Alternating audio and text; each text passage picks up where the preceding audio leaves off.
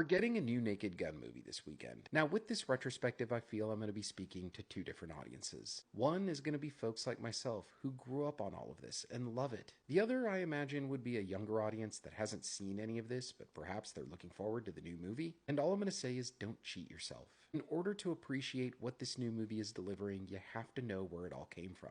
It all began with the comedy series Police Squad, which ran on ABC for one season in 1982. Leslie Nielsen stars as Frank Drebin, a bumbling LAPD detective solving complex cases. And all of the jokes are absurd sight gags being delivered with a straight face. That's why Leslie Nielsen was often referred to as the king of deadpan humor. The series was notably created by the creative trio of David and Jerry Zucker and Jim Abrams. They were, in a lot of ways at the time, the kings of spoof comedy. Before we got things like South Park and Family Guy, they were the guys who specialized in that type of humor. By the late 80s, it just felt like a good idea to turn it all into a series of movies, because a theatrical platform is a lot less limited than television. And by the time the show Police Squad became a series of movies known as The Naked Gun, they started looking more into humor that was referencing politics, global affairs, and pop culture. And just as much as I loved Airplane as a kid, I loved this movie. I watched it countless times. The gags never ran dry for me. And The Naked Gun was an immense success, to the point that in 1991 we'd get a sequel, The Naked Gun, Two and a Half, The Smell of Fear, and I love the gag around the numerical installments for each movie. My favorite joke in this movie is when the main character, Frank Drebin, swims through raw sewage to get to the bad guys. He gets to them, they complain about the smell, and his response with a straight face is, "That would be me. I was swimming in raw sewage. I